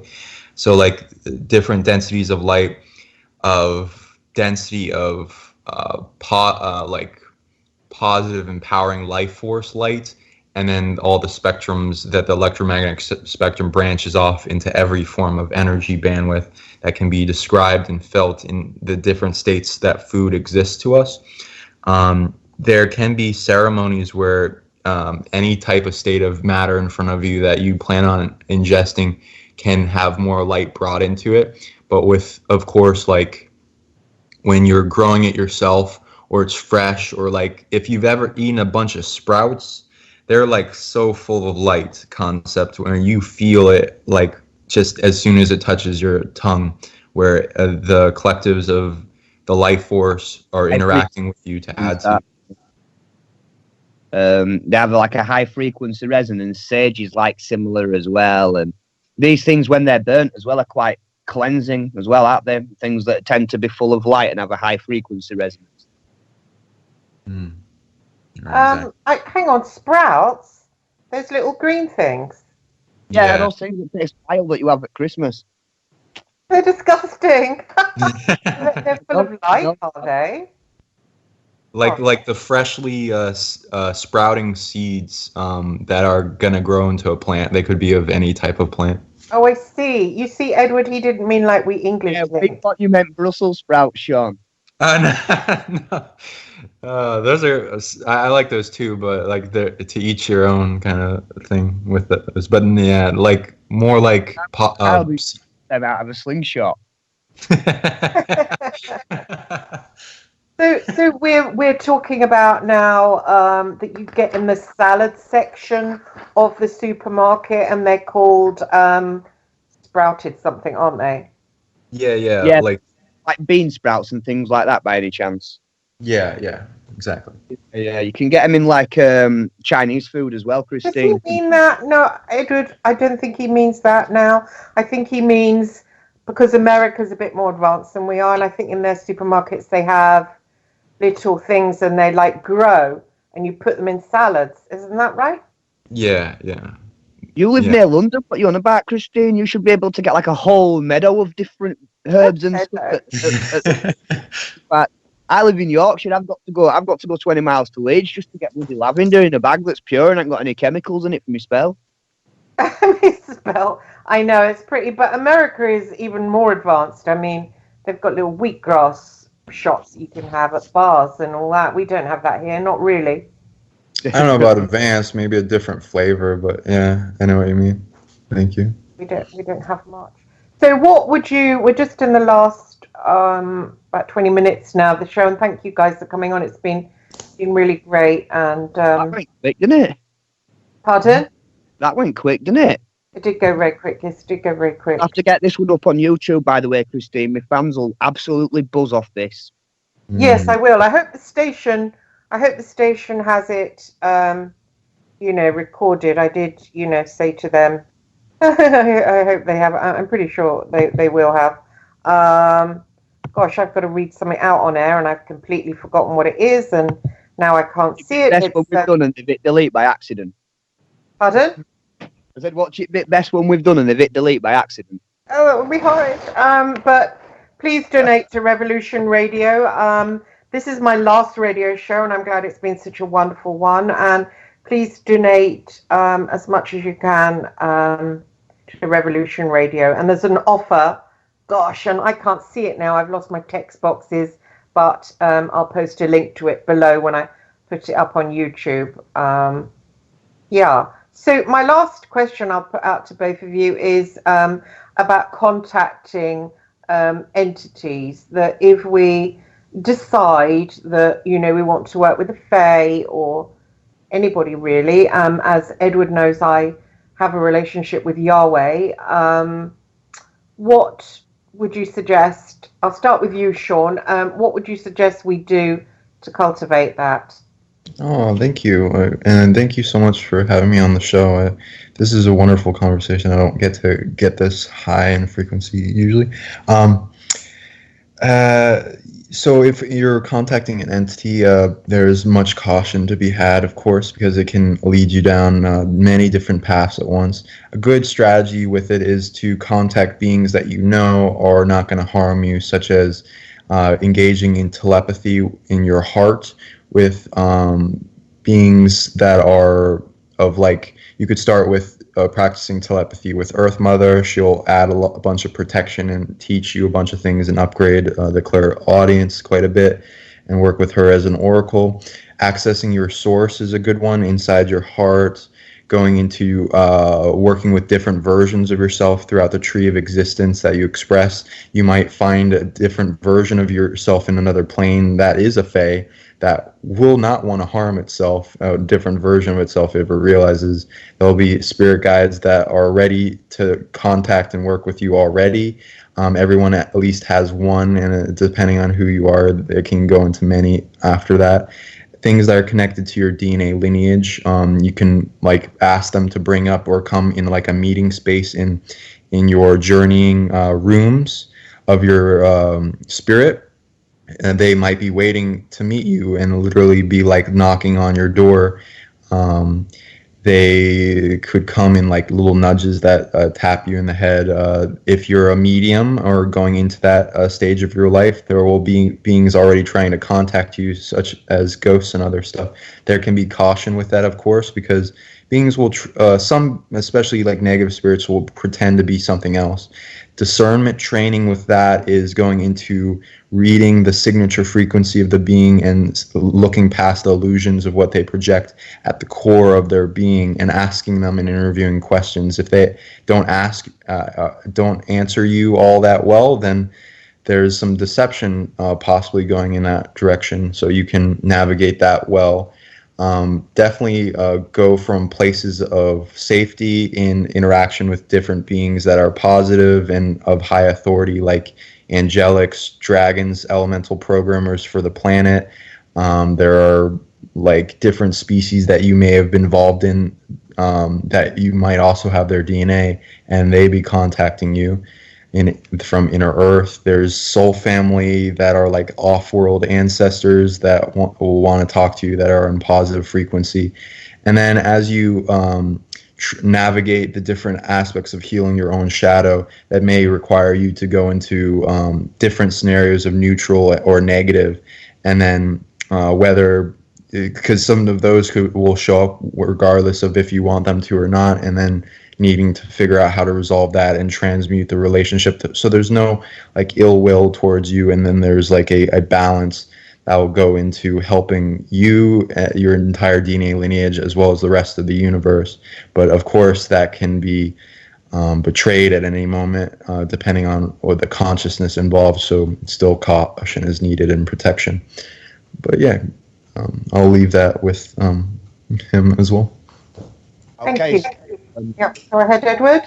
Yeah, he touched on a lot of, it basically gave in-depth explanations to why we do a lot of practices in a lot of general magic.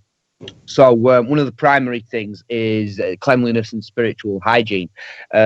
So your home should be cleansed of all energies and everything that's counterproductive. Ideally, it should be set back to zero through some kind of banishing ritual and full cleansing. So should yourself, you should be fully cleansed as well. Some spirits see it as disrespectful to go before them as not cleansed, and when you are dealing with spirits as of a divine magnitude, the last thing you want to do is offend them. The next thing is adequate kind of protection or awareness of when you are being deceived. As Sean quite rightly said, some spirits pretend to be other spirits they're not. In Voodoo, we have the Jab. The Jab are semi-powerful, almost like semi-gods, demigod type spirits. They're not quite lower, and they do like to cause a lot of mischief, and they can be very, very dangerous and very, very violent. Locals such as myself do contracts with these and work with these for people, but they are very deceptive, and they come to new starters and they'll go, "Oh, hey, I'm Dambala Wado," and everything, and the person will just believe what they say. They go, "Oh, you're Dambala, oh, right, great stuff." and then before they know it, they're letting them into their lives, and they're doing all sorts of crazy stuff, and they're getting influenced to do things that they shouldn't be doing and playing with things that they shouldn't be playing with. The next thing is counter to what a lot of people are going to say. You might get some comments on this, but do not do everything the spirit tells you. From a voodoo perspective, some of these spirits, the primal forces of nature, some of these were never human. Some of these were human. Some of these were human and lived in the tribes of the Congo. So when you're having an argument with somebody in the workplace and you've got a spirit in your head saying, F this goon, stick this effing thing in his... Don't do that. Don't do that. Remember, these people didn't have the same morals as you before they died. So don't always... What I'm trying to say is, when they suggest to do something, it's not always the best course of action to go forward. So you have to look at what they suggest rationally and what is morally acceptable and what is not counterproductive to where you're trying to be. Again, with contacting spirits and approaching spirits from a voodoo magnitude, it shouldn't be attempted by anyone who doesn't know what they're doing and who isn't under the guidance of a mambo, a bokor, or a hungan. Solitary practitioners can work with their ancestors, and if they do want to start working with voodoo, then the first step is to work with Papa Legba, the guardian of the crossroads. There are dark practices where you can sort of try and go around the back door, but Papa Legba's not dumb. He sees what's going on anyway, and if you do get a manifestation of what you desire, it's because he's allowed it to happen. The correct and safe way to actually do it is to do what's called a road opening ceremony, to ask him to open your roads at the crossroads to allow you to work with the spirits at the lower. Coming from what you would say dark magic, demonic magic kind of thing, again, spiritual hygiene's key.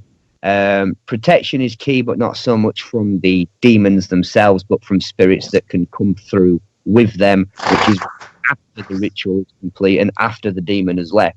You do a banishing and a cleansing. Don't do it while the demon's still there, because it's disrespectful. It's kind of like, almost like you're telling him to F up out your house now, you know what I mean? You've got to wait for them to be ready to go, and once they've gone, then do your banishing and cleansing to get rid of anything that might have followed it. I was going to ask you about the Monarch mind control. You know, when people rob people of altars, they kind of split them, and I was going to ask you about how to heal that. Remember? Right. What do you mean by Monarch mind control exactly, though? Well, I was told about it that it's when black magicians or Jesuits, as they say, get hold of children and they honeycomb their minds by abuse, and then they've got a demonically charged altar that they attach a demon to, and then they kind of trigger it to do their bidding. Ritualistic abuse. Right. Yeah. So, there are extremely dark practices. I'm not going to deny their existence. It's not done. The people in the sects I know of, it's not done. But there are extremely dark practices where people can be sold as subservient to spirits. In Voodoo, you can sell people to Jab. So you can sell their soul, their life force, and their spirit to Jab, and have their physical shell left as what's called a zombie. Not a Hollywood zombie that's rotting and falling apart and will eat you, and just basically a mindless slave that does whatever the bokor says. Yeah. If it's possible in Voodoo, it's going to be possible in the satanic practices, because it was heavily influenced by French occultism back when Haiti was under slave occupation. So it's a very dark practice. It's not done. It's frowned upon in every Satanist dark community. You are looking at, like, you're looking at the Adolf Hitlers of the occult here that would do that sort of shit. You are looking at the people that generate that much negativity on themselves that in order to ascend, they'd have millennia of lessons to learn. It even goes beyond the ranks of, like, it goes past spiritual abortion and things like that, which is a pretty dark path as well, because you're actually selling a living being. It's not even something that's going to be alive. It's something that's alive. If someone's had that done to them, what would they do to heal that particular altar and get it back under their control? It depends. If it's voodoo, the person that's put it on has their soul in a jar on their offering altar to the spirit, but you'd have to the soul would have to be freed, but the thing is, you can't take the jar off the altar, because if you steal from the spirit, it's gonna harm you badly. So you basically, the guy would have to be forced to release it, and he wouldn't be able to be forced to release it, because he'd see that as stealing from the spirit as well, and the spirit would take his life or whoever took it as compense. With satanic things, it's probably from same kind of thing. I mean, there are ways you could reattach someone's soul through soul separation and stuff, but if it has been sold to a spirit, it's not theirs anymore, unfortunately, and you have that spirit to then get it back from. Like I said, if the contract's been done from a dark magician, the dark magician may be able to undo the contract, but some work is not undoable. You might have to even go to the spirit itself and say, look, this is what's happened. This guy's a blah, blah, blah. He's done this, blah, blah, blah. What's it going to take for me to get blah, blah, blah back? But the spirit might just turn around and say, no, tough, I've already eaten the energy. This is very, like I said, it's a very dark practice. When I said it's the Adolf Hitler of like magicians, it's not, I'm not joking. You don't sell a living being, you don't sell any kind of soul to any spirit, really. But I mean, I don't even understand. I can't even fathom in my own mind, yeah. And I've done some pretty dark magic. I've done some dark magic that make your hair curl, yeah. And I can't even fathom in my own mind why you would do that. Yes, what you get back from the spirit is an increased boost of power and all sorts of things like that. But is it really worth it? Is it really? No, in my opinion, it's not. I mean, in Haiti and things like this kind of thing is done to like serial rapists and paedophiles and really, really utter scum that don't even deserve to be alive in the first place. That's who they usually do it to. They deny, a lot of them deny knowledge of it, that it's even done today. Well, yeah. What do you think of that, Sean? Oh, that's a wonderful topic. I don't ever hear anyone talking about this subject, so this is great to get out here. There's a lot of different things involved in that. So it's like psychic surgery into soul aspects. It can be done in a bunch of different ways depending on how vast the problem is, an entity and the being that did the abuse. It's a chain of abuse that goes into mind control that keeps a whole system of energy harvesting going and continuing into the future that props up domination control, but that is going into stealing authority. All the beings that going into parasitic existence and stealing are essentially giving up their authority and right to do these and generate it from themselves, whether they be any type of entity or a semi-god or all this stuff that goes into them not being quite fully what they could be at the best possible potential. So as in an interaction with trying to heal that, you could go into interviewing the higher self of the being that goes into manipulating the altar, as well as the higher self of the being that did the abuse, and do a remedy in exchange that is, if you can do it peacefully and like a thing that resolves all factions, great. If they don't want to resolve it and they just really want your stuff, then you have the right to protect your reality and get your stuff back in whatever method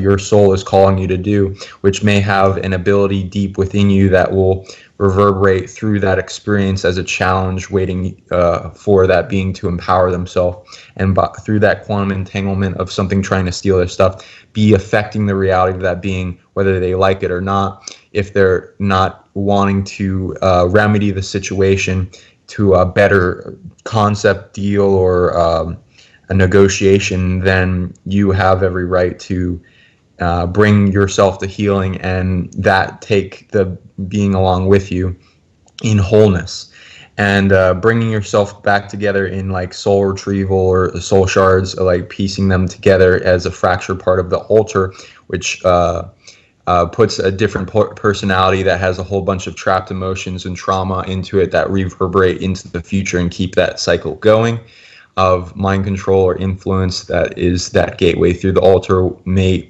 have like stolen parts that are harvesting energy off of that being from a distance and then projecting energy into them. That can be felt and then gone into an intuitive state of where you flash states of love at a greater capacity into it that affect the being on the other side until they come out of the state of thinking that they have to hold on to that or whatever, because we have more power than anything else in non-corporeal form that is especially parasitic, and whatever illusion that they're projecting onto a person of how much power they have, if they're in a parasitic mindset, they've essentially are a big balloon that is inflated themselves up with all this people's stolen energy. And all you got to do is find all the different beings that had their energy stolen, get them to unite, or versions of them if they have negative things that are unsovereign.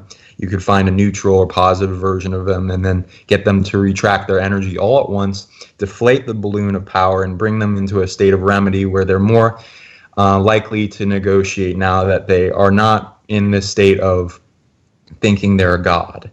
And then bring that to some type of remedy of integrating that soul shard back, which will be in a traumatized state of not letting anything heal it. So giving it the love, accepting it for who it is as it comes to you, giving it forgiveness, non-shame, care, all these different states of not blaming others, but seeing yourself as the universe and seeing yourself resolving at a massive scale of what it takes to meet the requirements of remedy and balancing the books, so to speak, at whatever layer of reality that is reflecting to that person in contracts, as like if it's a feeling like an unsolvable problem or something that they have kept picking away at in remedy of types of healing, then it may be calling them to a greater state of becoming and knowing greater ways to heal themselves than has been demonstrated on the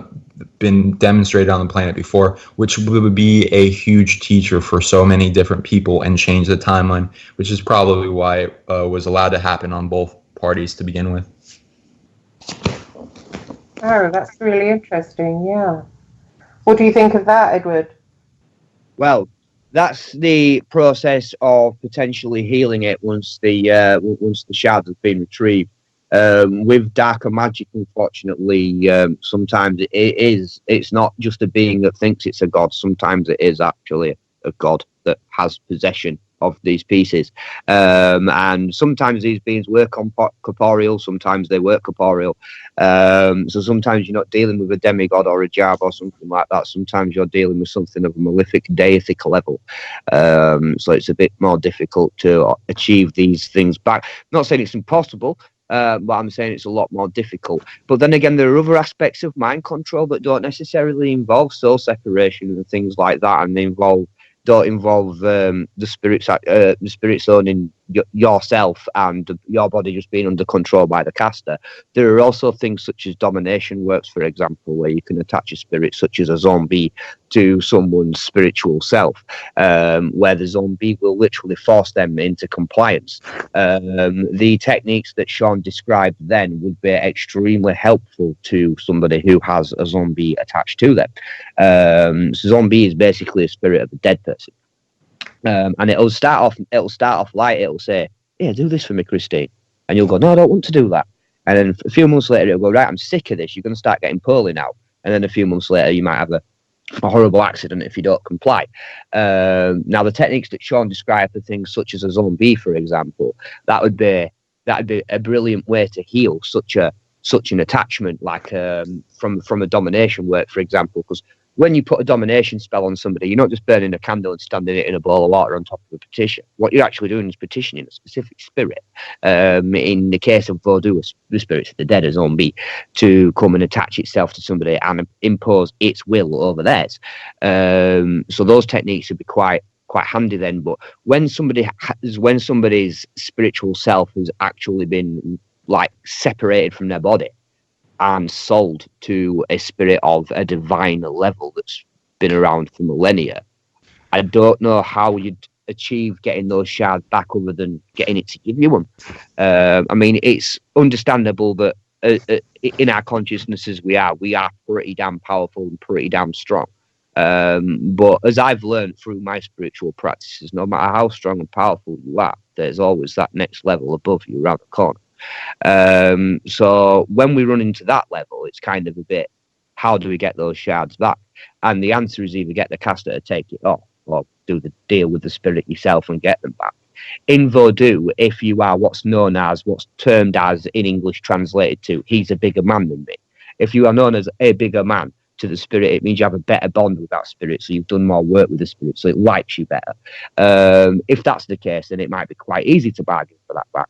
But if you're not as known or not as liked or not as favoured by that spirit as the person who's put the work on, then what's to make it give you those shards back to repair them in the first place?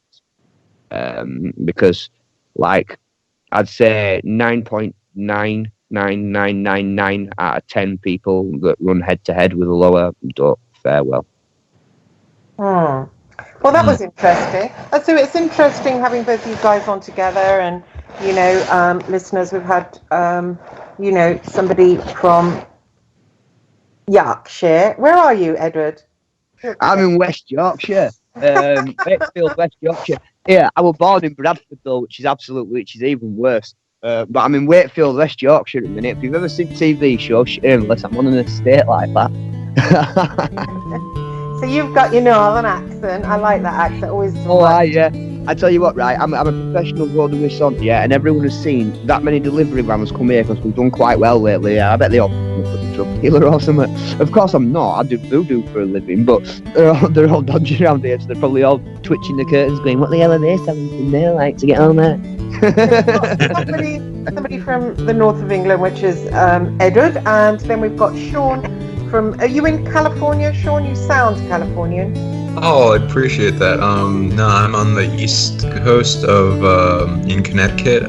It's near between New York and Boston area. That is a very, very haunted place, Christine. That is a very haunted place. I see loads of documentaries about a couple of houses around that area in Connecticut that's like really, really haunted. Oh yeah, we're trying to heal it up. It'll get better. Are you from somewhere else, though? Your accent? Listen to Revolution Radio at freedomslips.com. We'll be right back after this I message. don't really know what my accent is, but I can change. I love that one.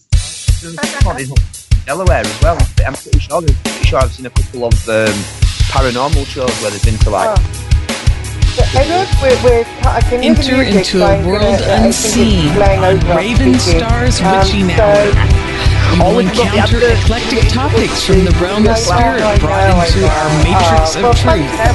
With your host, the Solaris Blue Raven. Solaris will bring you an array of unique guests covering topics from ghostly spirits to amazing anomalies, covert technology, UFOs, and shadowy global events. And that's right here at Revolution Radio, freedomslips.com, Saturdays, midnight till 2 a.m. Eastern Time. Revolution Radio, where information never sleeps. Let the magic rise.